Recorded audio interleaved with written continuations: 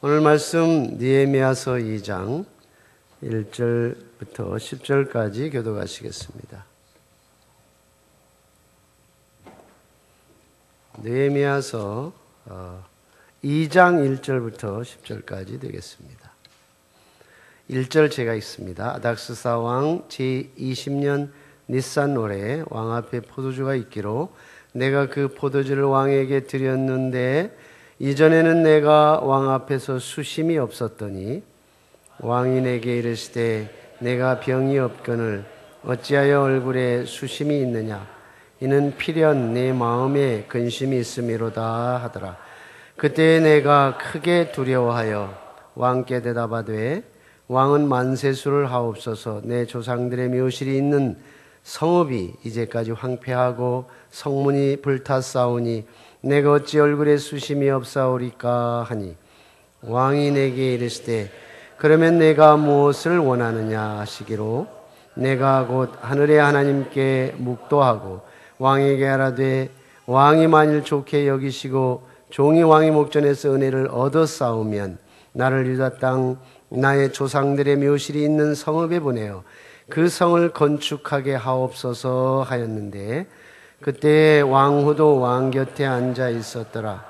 왕이 내게 이르시되 내가 몇 날에 다녀올 길이며 어느 때에 돌아오겠느냐 하고 왕이 나를 보내기로 좋게 여기시기로 내가 기한을 정하고 내가 또 왕에게 아뢰되 왕이 만일 좋게 여기시거든 강서쪽 총독들에게 내리시는 조서를 내게 주사 그들이 나를 용납하여 유다에 들어가기까지 통과하게 하시고 또 왕의 살림감독 아삽에게 조서를 내리사 그가 성전에 속한 영문의 문과 성곽과 내가 들어갈 집을 위하여 들보를 쓸 제목을 내게 주게 하옵소서 하매 내 하나님의 선한 손이 나를 도우심으로 왕이 허락하고 군대장관과 마병을 보내어 나와 함께하게 하시기로 내가 강서쪽에 있는 총독들에게 이르러 왕의 조서를 전하였더니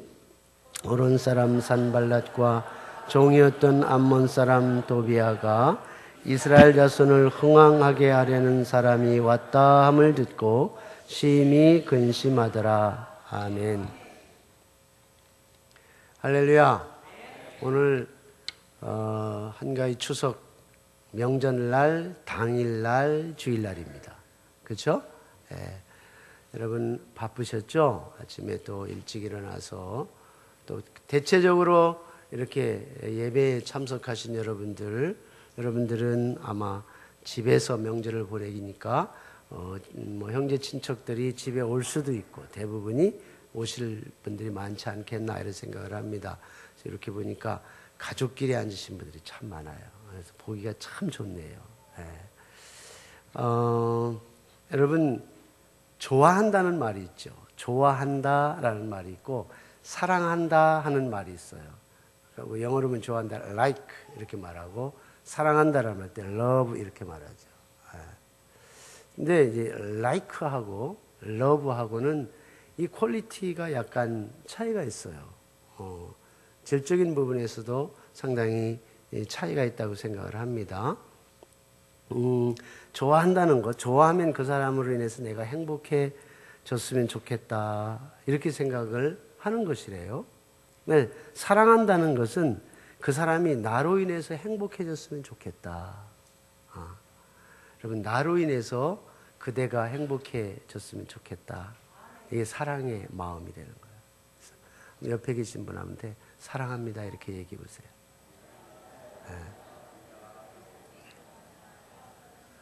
제가 예배 시간에 이런 거 해보긴 처음이에요. 좀 한번 따라주세요. 예. 사람 많을 땐 저도 쑥스러워서 못해요. 많이 못 와가지고, 그러니까 우리 가족 같으니까.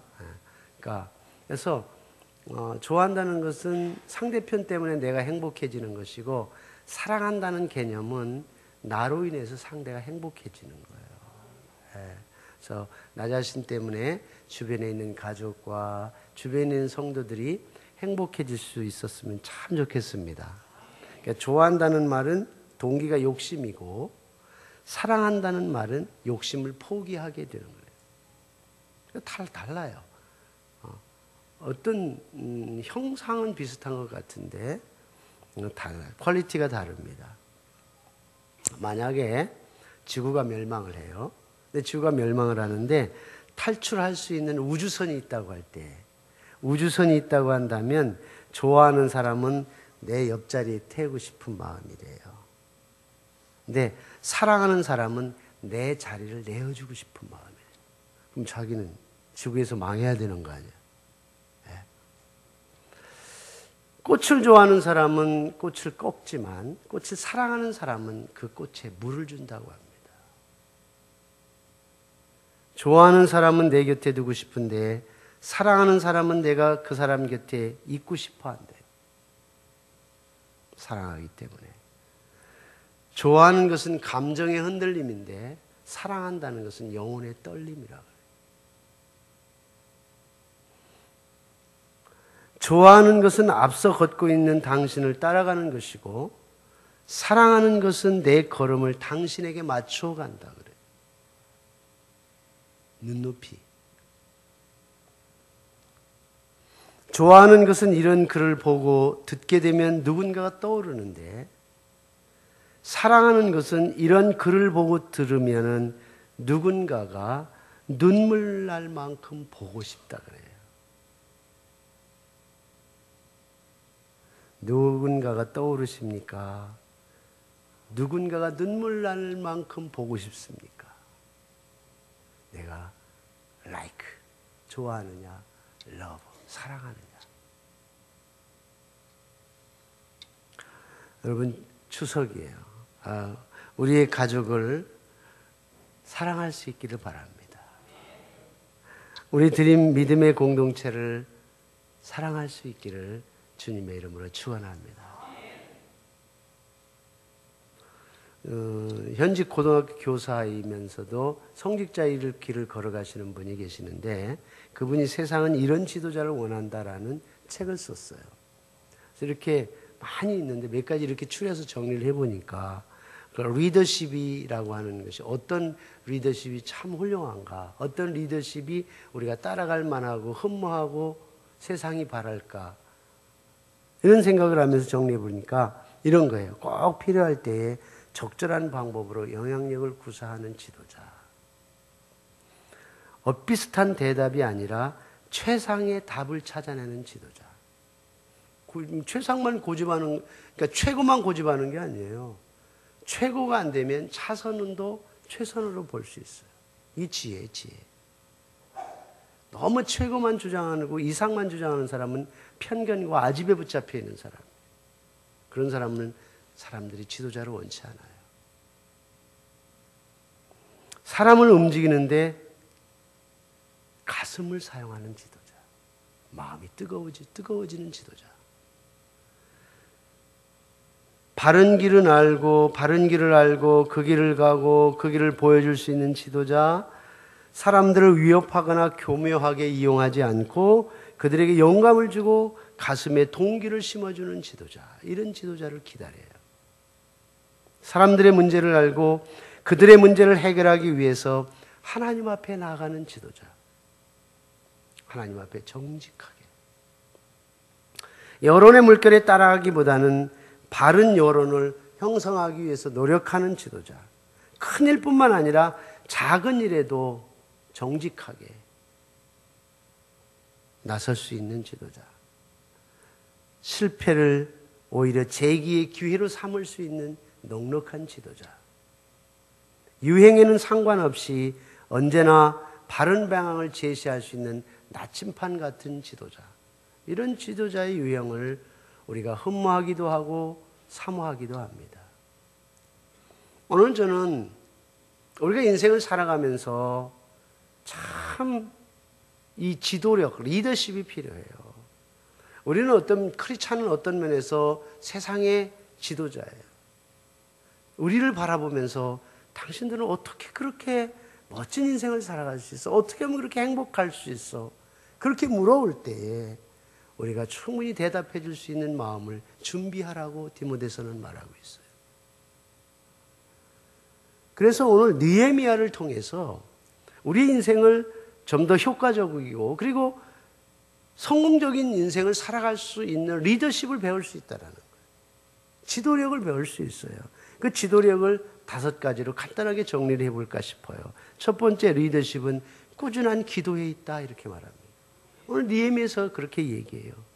어느 날 느헤미야는 그 당시 세계를 제패했던 제국의 왕인 아닥사스다 왕 앞에 나가게 됩니다. 근데 이 아닥사스다 왕 앞에 나가는데 그날따라 느헤미야의 얼굴에 수심이 가득 차 있어요. 왜냐하면 예루살렘의 소식을 듣고는 도저히 견딜 수가 없는 거예요. 자기 동포들이 그렇게 힘들어하고 그 이스라엘의 심장이라고 할 수 있는 예루살렘은 초토화되어 있으니 그 소식을 듣고 얼마나 마음이 막 동하고 막 안타까움을 견딜 수가 없으니까 그 얼굴에 나타난 거예요. 그 왕이 딱 알아차린 거예요. 오늘 2절 말씀이에요. 왕이 내게 이르시되 내가 병이 없거늘 어찌하여 얼굴에 수심이 있느냐 이는 필연히 마음에 근심이 있음이로다 하더라. 그때 내가 크게 두려워요. 왕이 딱 신하의 얼굴을 보니까 근심이 차 있는 거예요. 너 왜 근심이냐 이 말 딱 듣고 느헤미야가 막 화들짝 놀란 거예요. 왜요? 죽을 수 있죠. 감히 신하가 왕 앞에서 근심을 드러내요? 이건 상상할 수 없는 거예요. 만약 왕이 신하의 얼굴로 인해서 마음이 상하면 즉시 처단당할 수 있어요. 즉시 그 생명의 위협을 느낄 수 있단 말이에요. 그런데 왕이 느헤미야의 수심찬 얼굴을 바라보면서 연민의 정을 느끼게 되는 거예요. 어떻게 이럴 수가 있을까? 화나 노를 바라지 아니하고 네가 병이 없는데 얼굴에 이렇게 수심이 많아 근심이 있구나 하면서 긍정적인 마음으로 연민의 정을 표현하고 있는 모습을 볼 수 있어요. 이게 하나님의 역사예요. 이게 하나님의 사람들이 하나님의 선한 뜻 앞에 근심하고 염려할 때 그것이 해로 나타날 수 있을 수 있으나 하나님이 바꿔놓는 거예요. 하나님의 역사가 나타난 거죠. 어떻게? 기도의 결과란 말이에요. 느헤미야 1장 11절 바로 직전이에요. 11절에 보니까 느헤미야가 간절히 기도했잖아요.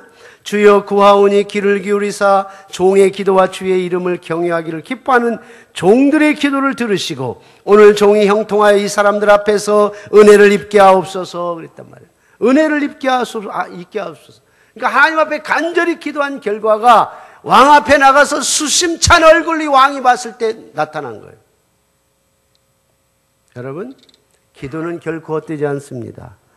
기도는 세상을 변화시키는 위대한 힘입니다. 기도에서 손해보는 사람 없어요. 성경 말씀에도 예수님도 말씀하셨지만 예수님 뭐라고 말했어요? 포도나무 얘기하면서 너희가 내 안에 거하고 내 말이 너희 안에 거하면 무엇이든지 원하는 대로 구하라 그리하면 이루리라 그랬잖아요. 요한복음 15장 7절이에요. 빌립보서 4장 6절 7절 우리가 다 암송하는 거지만 아무것도 염려하지 말고 오직 모든 일에 기도와 간구로 너희 구할 것을 감사함으로 하나님께 아뢰라. 그리하면 모든 지각에 뛰어난 하나님의 평강이 그리스도 예수 안에서 너희 마음과 생각을 지키시리라 그랬어요. 예레미야 29장 12절 13절 너희가 내게 부르짖으며 내게 와서 기도하면 내가 너희를 들을 것이요 너희가 전심으로 나를 찾고 찾으면 나를 만나리라 그랬어요. 주님 만나면 끝장나는 거 아니에요? 아무리 위기 상황이라도 우리가 주님을 만나면 그것은 끝이에요. 피어리드 찍는 거예요. 사건의 종료예요, 종료. 우리가 가지고 있는 꿈을 위해서 계속 기도하는 거예요. 계속 포기하지 않고 계속 기도하면 언젠가는 우리가 꾸고 있는 꿈과 우리의 뜻이 이루어질 줄로 믿습니다. 그때가 오는 거예요. 여러분, 사람이 결혼하면은 아이가 생기면 10개월 만에 낳는 거예요. 아유, 우리 손주 빨리 보고 싶다. 5개월 만에 낳아라. 그러면 큰일 나요. 절대 그렇게 말하지 마세요. 뭐 그렇게 얘기할 사람도 없지만 5개월 나면은 인큐베이터 들어가서 돈도 억수로 들어가고 안 돼요. 10개월 돼서 나야 건강한 거죠. 아무리 빨리 나고 싶어도 좀 기다리라고 그러세요. 아가야 좀 기다려라. 때가 돼요. 때가 있는 거예요. 기도의 응답이라는 것이 하나님의 정하신 때 이렇게 말하죠. 그래서 in his time 이렇게 말합니다. in his time. 주님의 시간이 있는 거예요. 주님의 시간이. 그러나 우리가 하나님 앞에 늘 기도하고 계속 기도하고 또 기도하면 하나님의 정하신 때에 이렇게 얼굴이 수심이 가득 차서 왕이 그걸 알아차리고 징계를 내려야 할 상황에 연민의 정을 느끼게 하고 기도의 응답으로 그를 긍휼히 여기는 놀라운 축복이 있는 것을 우리가 보잖아요. 이 은혜가 우리 모두에게 있기를 주님의 이름으로 축원합니다. 그래서 온 참 리더십의 시작은 기도로부터 시작되는 거예요. 기도하는 사람. 두 번째는 리더십은 지혜에 있어. 지혜로운 말에 있다고 해요. 오늘 본문에 보니까 왕은 신하인 느헤미야에게 왜 얼굴에 이렇게 수심이 있느냐 이렇게 물었어요. 근데 그 왕의 질문은 느헤미야에게 느낌은 뭐냐면 야, 죽었구나. 두려움이었어요. 크게 두려워했다 했어요. 왜냐하면 왕 앞에 표정이 어두우면 왕의 기분에 따라서 얼마든지 죽일 수 있거든요. 근데 그때 느헤미야의 지혜가 발휘를 한 거예요. 그 말 한마디가 왕을 감동시키기 시작하는 거예요. 느헤미야의 시작이 먼저 보세요. 느헤미야의 말을 보세요. 먼저 왕은 만세수를 하세요. 이렇게. 왕의 평안과 왕의 축복을 비는데 3절입니다. 왕께 대답하되 왕은 만세수를 하옵소서. 내 조상들의 묘실이 있는 성읍이 이제까지는 황폐하고 성읍이 불탔사오니 내가 어찌 얼굴에 수심이 없사오리까. 물론 지나친 아첨이나 그리고 계산적인 아부 같은 것들은 뭐 썩 좋다고 생각은 하지 않습니다. 그렇지만은 상대를 칭찬하고 상대를 높여주는데 인색하지 않는 것은 참 좋은 태도라고 저는 생각해요. 사람들이 그 사람에 대해서 굉장히 호감을 갖게 돼요. 그리고 관심을 갖게 되고 늘 곁에 있고 싶어 해요. 왜냐하면 마음이 따뜻해지니까. 근데 계속 이렇게 깎아내리고 부정적인 얘기를 하고 스트레스 받는 얘기를 하면요. 얼굴이 막 머리가 쭈삣쭈삣 쓰고 좀 불편해요. 뭔가 자기하고 관련이 없어도 불편해져요. 그런 사람들은 자꾸 이렇게 거리를 두게 되는 거예요. 세상에서도 남을 높여주는 사람이 성공한다 그래요. 이 세상에서 자기를 높여주고 축복해주는 사람을 싫어할 사람이 없죠. 오늘 또 느헤미야는 뭐라고 말하냐면 예루살렘을 내 조상들의 묘실이 있는 성읍 이렇게 표현했어요. 3절에 보니까. 역사적으로 보면 이 페르시아의 왕이었던 이 아닥사스다 왕이 예루살렘 재건에 대해서 관장을 하죠. 소수민족들에 대해서 다 관장을 하게 되니까. 근데 그 왕 앞에서 느헤미야가 예루살렘 때문에 속상해서 죽겠어요. 그래서 예루살렘을 계속 운운하고 그러면 왕의 마음이 편치 않을 수 있어요.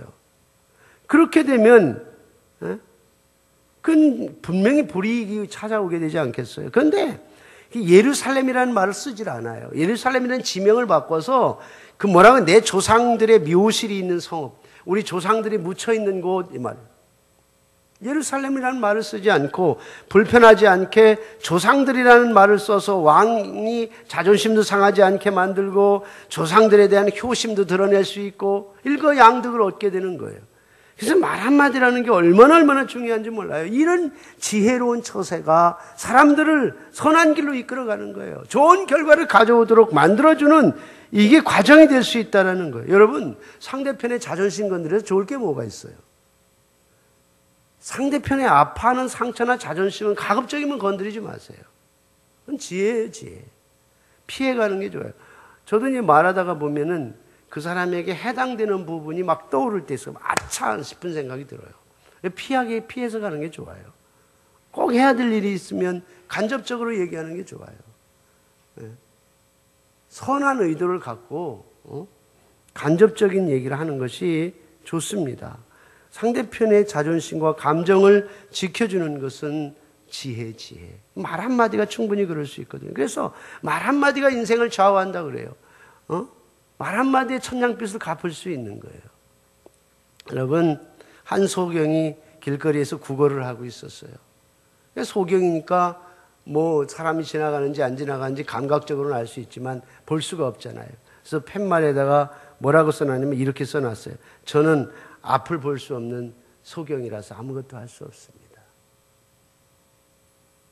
지나가던 한 행인이 그 소경을 바라보고 그 팻말을 물끄러미 바라보고 있었습니다. 그러다가 그 팻말을 치우고 다른 문구를 썼어요. 저는 이 아름다운 세상을 볼 수 없답니다. 그 말 한마디가 소경을 달리 보게 하는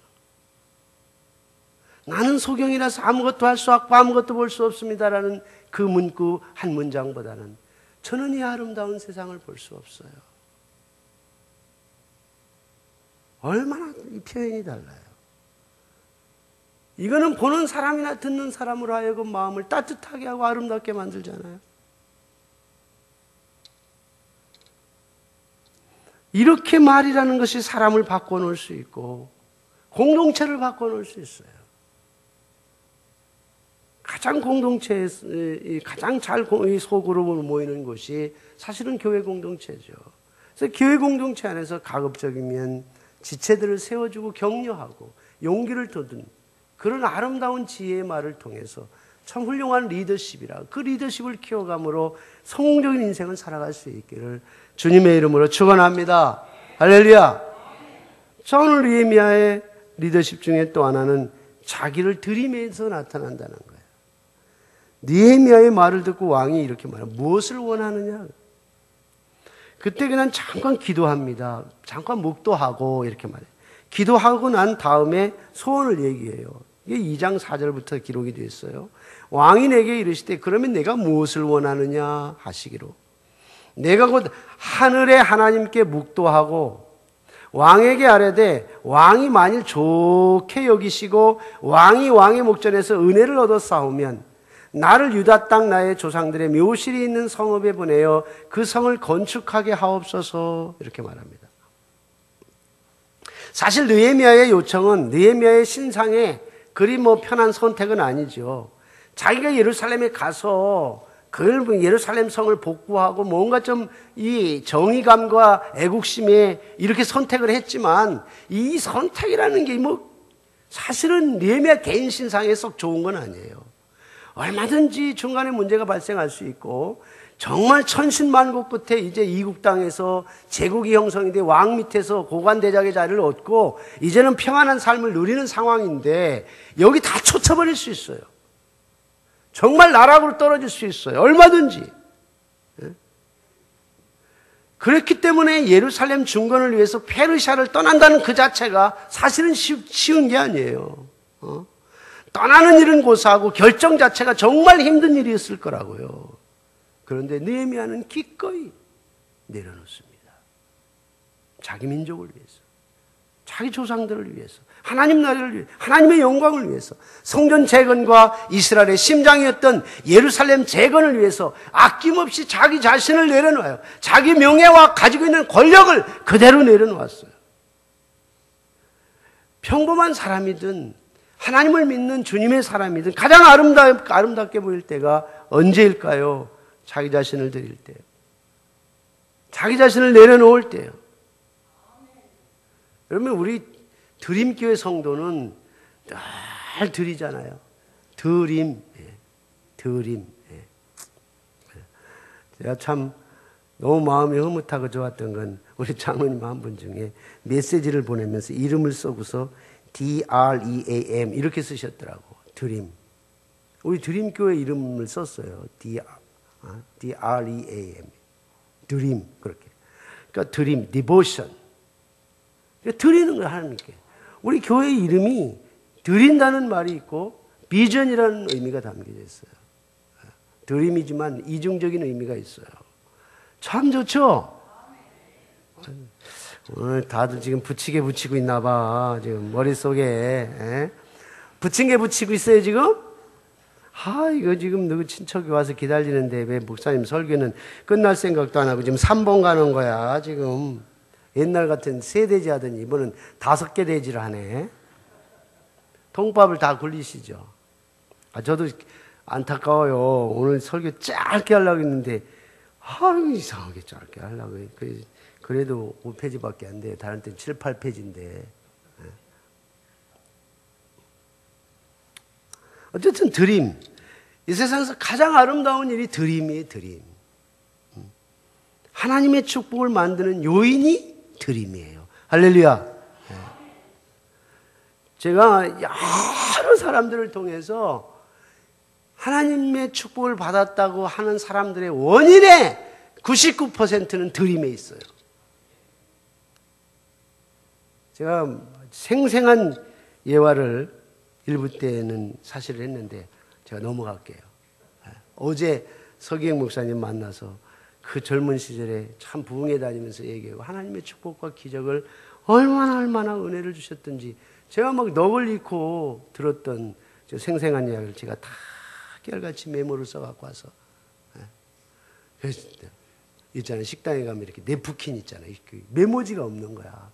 그냥 네프킨에다가 푹푹 들어가는 네프킨에 꽉 써가지고 와서 이제 꼬깃꼬깃 넣어갖고 그거 갖고 치니까 제 아내가 뭔 휴지에다 뭘 써갖고 와갖고 이렇게 하냐고 그러더라고요. 그 핵심이 하나님 앞에 드려져서 하나님이 축복하지 않은 것이 없더라는 거예요.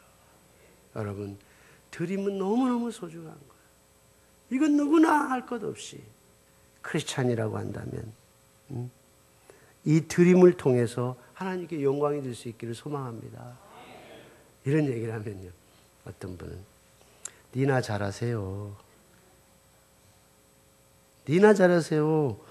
그렇게 넘어갈 수도 있죠. 아마 분명히 제가 이 내용을 얘기했으면 니나 잘하세요 그랬을 거예요. 하나님의 헌신하는 건 결코 헛됨이 없어요. 반드시 갚아줍니다.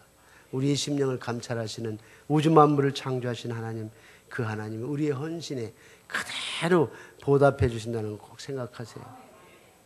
네? 우리가 찬송 부르잖아요. 주님 내가 여기 있사오니 나를 보내소서. 나의 마음 나의 몸 주께 드리오니 주 받으옵소서.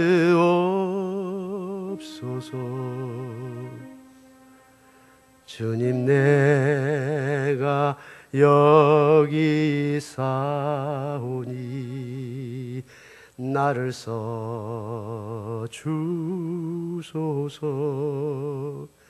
나의 주님께 나의 모든 가진 것 주께 드리오니 주님 받으시옵소서. 할렐루야, 할렐루야, 할렐루야. 우리의 온전한 헌신이 없기 때문에 하나님이 역사하지 않는 것뿐입니다. 진정한 리더십은 헌신과 드림에 있음을 꼭 기억할 수 있길 주님의 이름으로 축원합니다. 네 번째 리더십은 계획과 준비로 진행된다는 거예요. 느헤미야가 왕에게 필요한 것들을 구했잖아요. 아무것도 필요 없고 단지 보내주는 것만 감사합니다. 이렇게 안 했어요. 아주 담대하게 구체적으로 필요한 것들을 요청하게 됩니다. 느헤미야는 자신을 위해서 구한 게 아니라 하나님의 영광을 구했기 때문에 하나님 나라를 위해서 구했기 때문에 굉장히 떳떳했어요. 굉장히 담대했어요. 저는 이 말씀에 굉장히 큰 도전을 받았습니다. 제가 굉장히 소극적이고 제가 우유부단한 데가 있어서 이렇게 적극적이고 담대한 사람들을 보면 늘 부러워요. 근데 정말 하나님의 일을 위해서 했는데 왜 쭈삣쭈삣하냐? 왜 소극적으로 대하느냐? 이런 생각이 들더라고요.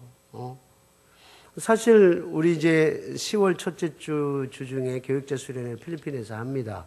여름에 수련회 봄에도 못 갔고 그래서 오래전에 계획을 해놨던 부분인데 필리핀 우리 센터에서 제1회 한필 필리핀 목회자 리더십 세미나가 있어요. 세미나가 있는데 이제 계속 이제 세미나가 2회, 3회, 4회 열리게 되는데 김희경 선교사님이 그 세미나 주관을 잘해갖고 1회만 우리 교회가 진행을 해주면 2, 3, 4는 다 스폰들이 다 돼 있대요. 계속 쭉 이어져서 필리핀에게 좋은 영향력을 미치고 또 거기에서 숙식을 하니까 선교센터도 잘 활용이 되고 또 경제도 창출되고 이렇게 된다고 얘기를 했단 말이에요. 그래서 우리 교회에 사실은 처음에는 재정을 좀 거의 뭐 이래저래 따지면 한 100만 원 되는데 제가 여러 가지 이런 것들을 진행하면서 요구하는 대로 다 줄 수는 없어서 40만 원에 딱 잘라서 했으면 좋겠다. 그렇게 통보를 했어요. 우리 장로님들도 안타까워가지고 좀 더 해줬으면 좋겠다 이런 생각을 하지만은 이 일들이 계속 진행되고 또 다른 일도 많이들이 있기 때문에 좀 이렇게 정리하는 게 좋겠다 생각이 들었어요. 그런데 그런 과정에서 사실은 필리핀 목사님들이 와서 리더십을 배우는 거예요. 리더십 트레이닝을 하는 건데 이번에 우리 교육자들이 다 강사로 거기서 이제 강의를 해요. 물론 저도 하지만 그런데 이제 필리핀 목사님들이 가난하잖아요. 힘들잖아요. 올 교통비도 사실은 없어요. 그래서 교통비도 500페소 뭐 얼마예요? 한 2,500원씩 줘요. 12,500원씩 개인이 교통비도 주고. 근데 선물을 좀 사달라고 우리 교회 요청을 했는데 선물은 알아서 하세요. 이랬는데 마음이 불편한 거예요. 그래서 기도하다가 너무 마음이 불편해서 집사님한테 얘기를 했더니 한 40개 정도 좋은 타월을 만들어 주셨어요. 사실은 굉장히 10번, 20번 망설이다가 그런 일로 인해서 오히려 다른 걸 그르치지는 않을까 뭐 이런 생각 때문에 많이 망설였지만 이게 정말 필요한 부분이고 하기 때문에 좀 필요하다 했더니 뭐 기꺼이 뭐 비싼 거 좋은 거는 그렇게 하지 말라고 그렇게 하면 안 된다고 그래서 정리를 했어요.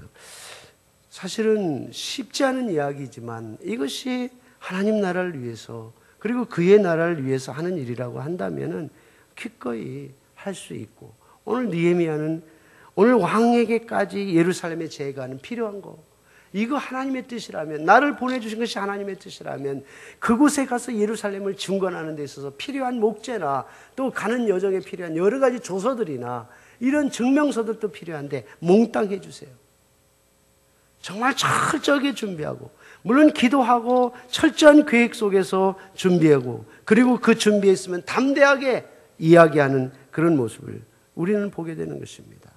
여러분 정말 이런 땀과 헌신이 없는 축복은 존재하지 않아요. 이런 과정에 철저히 준비하고 철저히 계획하면서 하나님의 영광을 위해서 준비한 것이라면 분명히 하나님께서 이루어 주실 거예요. 마지막으로 이 리더십의 핵심 중에 또 하나는 뭐냐면 역경이라는 것을 어떻게 처리할 거냐 하는 거예요. 일이 절대 쉽게 되지 않습니다. 평범하게 되는 일은 절대 불가해요. 없어 존재하지 않아요. 느헤미야가 자신의 소원을 담대하게 말했어요. 왕은 순수하게 모든 요구를 들어줬어요. 오늘 8절에 다 들어줬어요. 그렇다고 다 끝난 게 아니에요. 모든 일이 끝난 게 아니에요.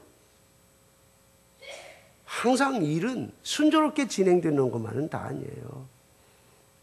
오늘 느헤미야가 왕의 총독으로 군대 장관과 마병을 거느리고 유다 지역을 간단 말이에요. 그래 강서쪽, 그래 이 팔레스타인 얘기하는 거예요. 강서쪽 총독들에게 왕의 조서를 보여줬을 때에 사마리아 지역의 총독으로 있었던 복병이 있었어요. 그 사람이 누구냐면 이 느헤미야를 정말 싫어하고 느헤미야를 후에 모함하고 갔던 이 산발랏과 도비아라는 사람이에요.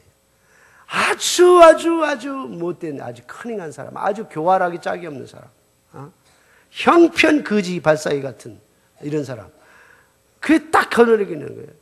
왜냐하면은 우리가 북쪽에서 저쪽 중국이나 러시아 쪽에서 이 서울을 오려면은 평양이나 이렇게 북한을 거쳐서 오잖아요. 그러니까 예루살렘으로 가려면 사마리아를 반드시 거쳐야 되는 거예요. 근데 사마리아 지경의 총독이 산발랏이에요. 통행증 통과시켜주질 않으면 못 가는 거예요. 암살 지령을 내려서 죽일 수도 있는 거예요.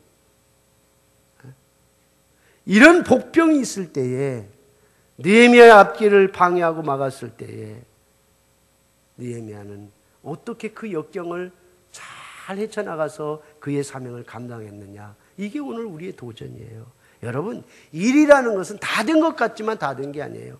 끝을 봐야 돼. 마지막 피어리를 찍는 데까지 우리는 가봐야 되고 기다려봐야 되는 거예요. 그래서 성공이라는 것은 반드시 과정이 필요하다는 거예요. 그 과정이 결코 쉽지 않아요. 여러분, 인생이 항상 잘 풀리면 얼마나 좋아요. 잘 풀리면 여기 앉아있지도 않죠, 여러분. 하늘에 치솟아서 그냥 교만의 짝이 없이 그냥.